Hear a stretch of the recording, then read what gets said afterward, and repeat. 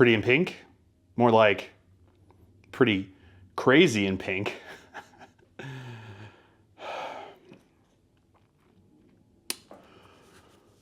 It's getting hot in here.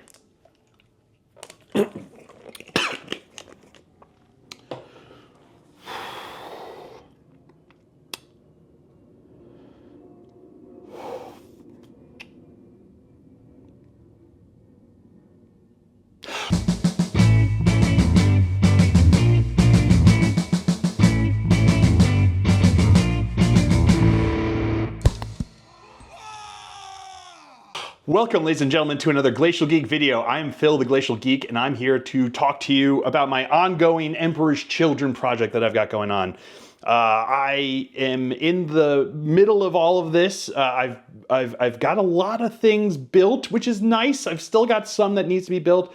I did get in some Mauler Fiends, which was exciting. They came up on the store. I had them on like notice.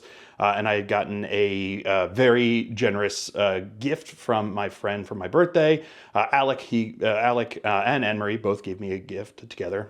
They are married, so I don't care. I don't know if anyone other really cares. I don't even think he cares or they would care if I told you that. But anyway, they were very generous with the gift when they came and visited for my birthday. So they gave me this gift and for the Games Workshop. And when they came available, I ordered them and they came and I'm very happy with them. I'm very excited for what they can mean for the army and what they can do with them. So they came and kind of give like an extra, like a vehicle-y biggie thing. So I'm excited for that and how it's going to look. I've also been managing to kit bash in some characters. So I wanted another Lord Exultant, but I didn't want him to look exactly the same, but I did want him to have the exact same loadout. So I used a little bit of an arm swap and I changed the positioning with the spear. And I also changed out the head and the back banner and I changed out the whip. I used the whip from like the Tormentors the Tormentors kit there that they have for the head guy, like the sergeant can use the whip, and I just used the whip from that arm, and I had to cut it out and change the arm to make sure it was on the right side and whatever. But I think it looks pretty rad. I'm very excited. It looks very different from the other Lord Exultant. I also wanted some Lord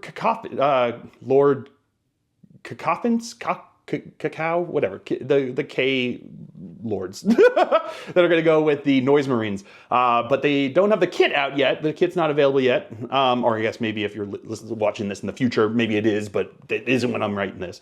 When I got the 2 boxes of the Champions of Slaanesh, you can only run 3 squads of Noise Marines because the rule of 3.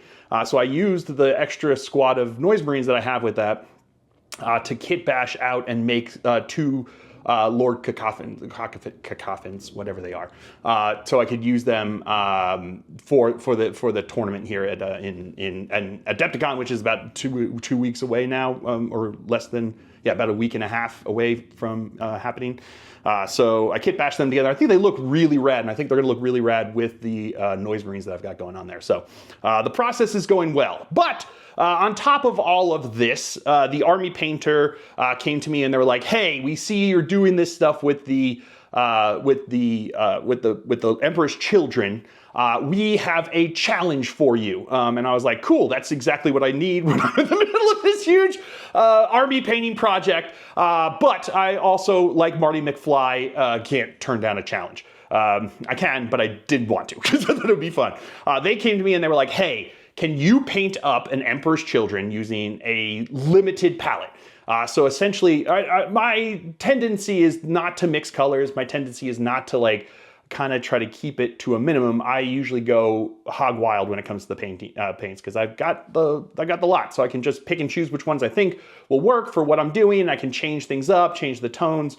And kind of go with that as opposed to having to mix paints because I'm really bad at it. And my wife was a color it works in higher education as in the arts, and she used to teach color theory. So she can take literally the three primary colors and make any color that you want. She can look at a color and make it from the three primary colors.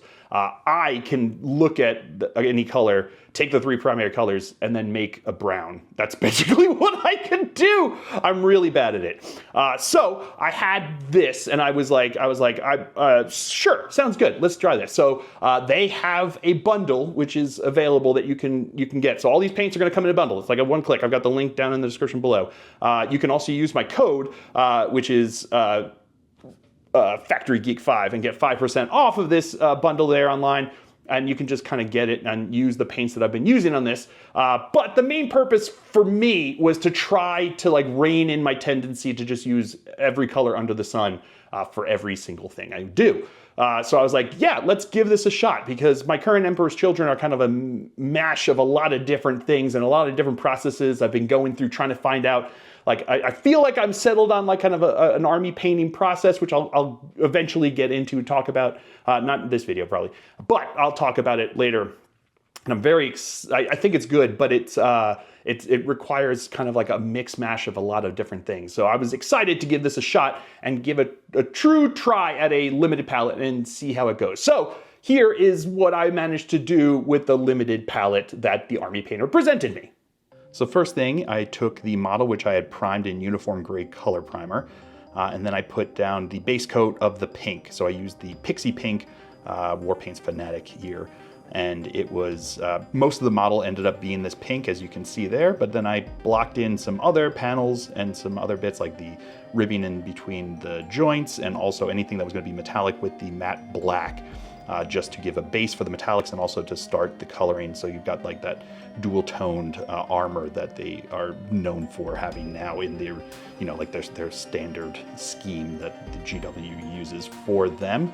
And just blocking in these colors here so that I can keep moving on. I then went and blocked in all of the silver using the Shining Silver Warpaints Fanatic Metallics there, making sure that I got all of the metal parts. So it's like the front of the gun there, the chains that are on here, also the whip and the trim I did with silver here. I then painted in some of the details with Evil Chrome.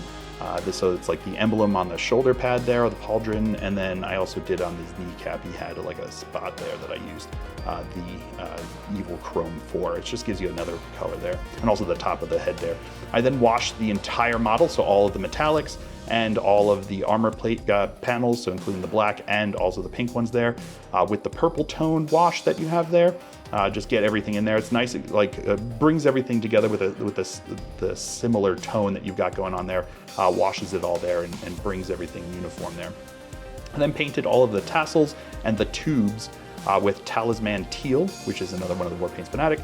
Just giving it a nice pop. It acts as a very good accent color. You kind of want to have an accent color. Very good videography here showing how I painted in all of the skin sheets with the ruby skin, and then I painted in the gun casing with the forest fawn, and just makes for a nice color. I like that kind of color for their weapons, which is also, I guess, kind of the way they've got theirs painted up, but yeah. I then washed all of the skin sheets, or there's also a hand on that chain, which is kind of funny. All the skin sheets in the hand with the strong skin shade. And I also then highlighted all of the tassels and the tubes with the forest fawn. So it's nice, the colors are not in the same triad, but they work really well with each other, which is nice. I then washed the gun casing with the purple tone. I don't know if I would have to do this because I basically had to go back and repaint over it. I cleaned up some of the surfaces here with the base coats that I had there, including the gun casing, because it was I wasn't happy with the way it looked there. I really had to clean that up. I then highlighted the ribbed areas there with a mix of the matte black and the forest fawn, again kind of bringing it in together. I don't usually mix colors, but it was interesting as this kind of a challenge with a limited palette was nice to do. I then highlighted all of the pink areas with the pink potion, which is another kind of like in the same triad there, and just give it a nice highlight to make it pop. Edge highlights are always nice, especially on some of the sharper edges, like on the brow ridge and stuff like that on a Space Marine. And that's about it. As you can see now, we have the finished model. I'm very pleased with how it turned out. I think that the pinks really pop. They work really well with that matte black on the armor. I didn't even just do the ribs, I also used that matte black and forest fawn to highlight even on the shoulder pads and the knee leg pads and stuff like that. Anything that was black, I used that. But as you can see, it just like looks very cool, very popping, and a very limited palette, which is pretty unusual for me.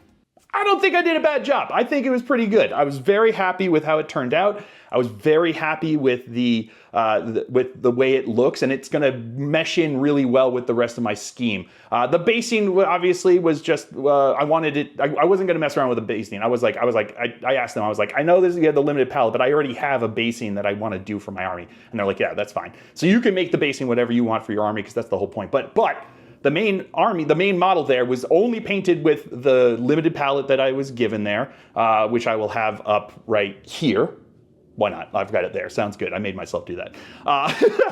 And black and white. So matte black and matte white as well. So because the assumption is that you could go into this assuming that you have black and white, because those are basic colors that kind of everyone has.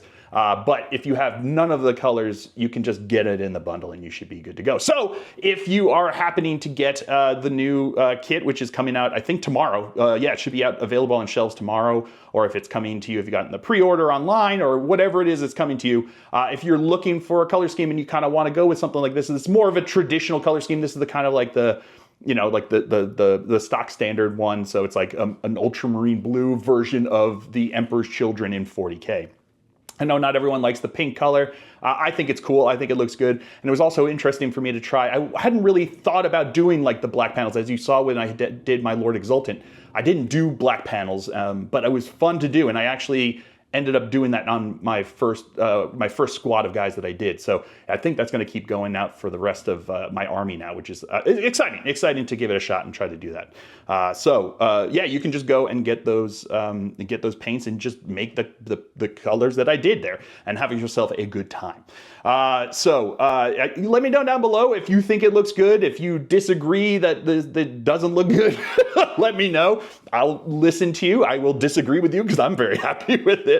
But that's your prerogative. But let me know what you're doing for your Emperor's Children. If you have a color scheme that's similar, different, how you do it differently, if you choose different colors to go with, if you have a sense of what they should look like, let me know down below. I'd love to hear what you have to say. And just carrying on that conversation. And of course, all the sharing, liking, and subscribing that all YouTubers say, and it sounds silly, but it's true. It does help. And all of that does help. So thank you very much for all of that you've done. And along those lines, as you are probably well aware, I'm a member of the Army Painter Factory team, which you saw in the beginning of the video, as I've said many, many times, and also why the Army Painter talked to me about doing this challenge here in the middle of an army painting project. I'm a part member of the Army Painters Factory team. I'm only there because you, my viewers, in the last 10 years have continued to watch and like, presumably, what I do. And you have gotten me to a point where they wanted to work with me. But when I signed on with the Army Painter Factory team, I wanted to make sure that there was a way I could give back to you guys. So